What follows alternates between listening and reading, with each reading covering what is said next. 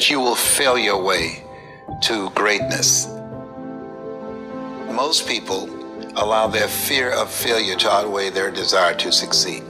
When you're willing to fail again and again and again, when you make up your mind to become unstoppable, when you make up your mind to become a no matter what person, then that will then give birth to a part of yourself that you don't know right now.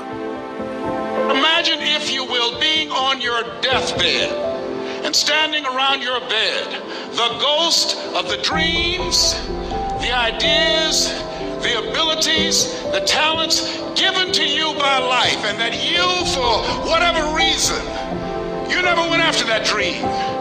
You never acted on those ideas. You never used those talents. You never used those gifts. And there they are standing around your bed looking at you with large angry eyes saying, we came to you and only you could have given us life. And now we must die with you forever. See, most people stop short of their dreams and park and get off the highway of life because of the rejections of life. You will always be rejected. It's no big deal.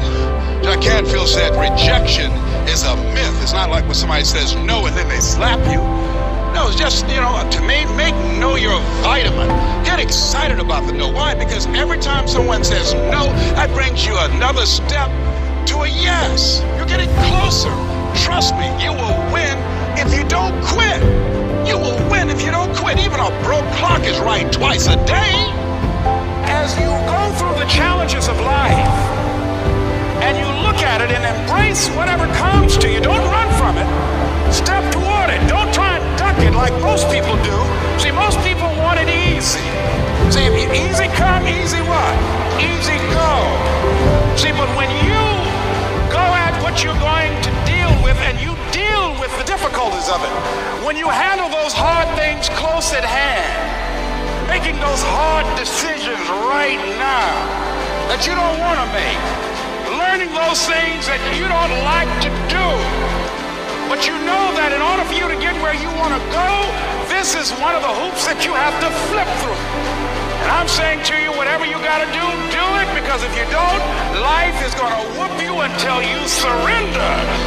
You have something that you brought to the universe, and that if you decide that my life deserves my developing this what I do well, and becoming the best at it, and mastering myself, and seeing what I have within me, if you decide to drop your buckets where you are and develop your gifts, I grant you, you will never ever be without. I grant you that your gifts will take you places that will literally amaze you. I grant you that if you begin to work to develop your gifts, you'll develop a strong sense of happiness. You'll get a larger vision of yourself, because part of beginning to get a larger vision of yourself, all of us need some area of our lives where we can have a feeling of competence. That people know when they think about this area, that's something you do. That you eat and sleep that. And that you do that. You do that. Changing is not easy.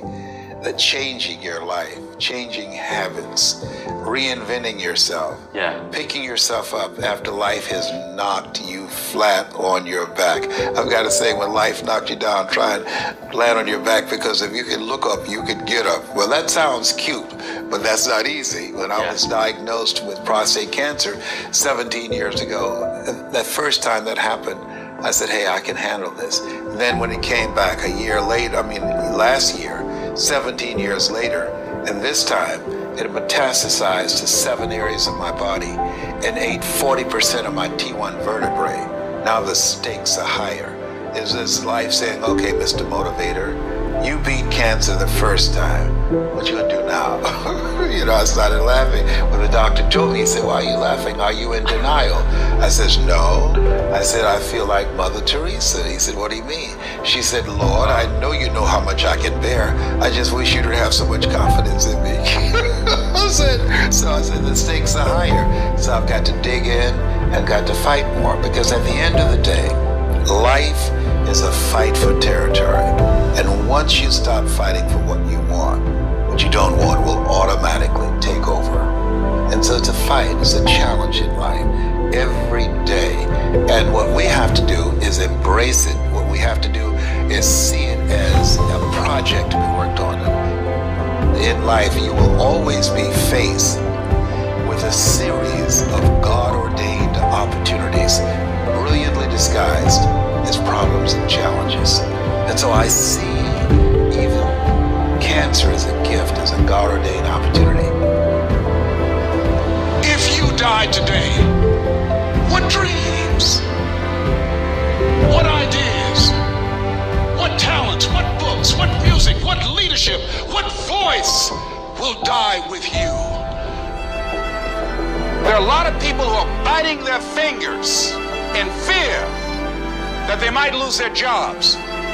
But there are few people who have decided within themselves, I'm going to make it.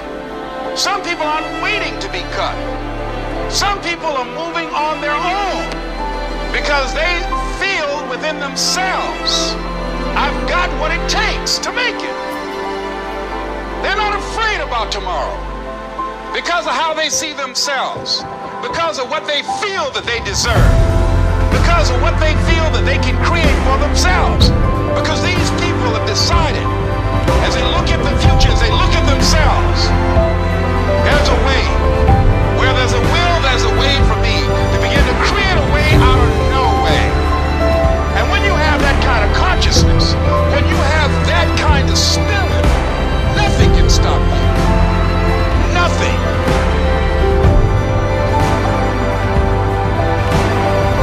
There's no secret to success. There's a system to success. And no matter what organization you become a part of, the system works if you work it. If you don't work it, it won't work. But it works if you work it. And that's one four-letter word that most people don't like. They're not willing to work. There are winners, there are losers, and there are people who have not discovered how to win. And all they need is some coaching. All they need is some help and assistance, just a little support. All they need is some insight or different strategy, a plan of action to make some adjustments that will open up the key to a whole new future for them, that will give them access to the unlimited power that they have within themselves. That's all that they need. So what I want you to do is think about something you want for you, that's real for you, that's important for you, that will give your life some special meaning and power. And I don't even want you to say, I can do that. I don't want you to assume that. See, 5 years ago when I started out in this area, I would not have been able to make the mental leap that I would be up to where I am right now. I don't want you to begin to just psych yourself out. No. I want you to be able to say something to yourself that will enable you to maintain a level of integrity with yourself.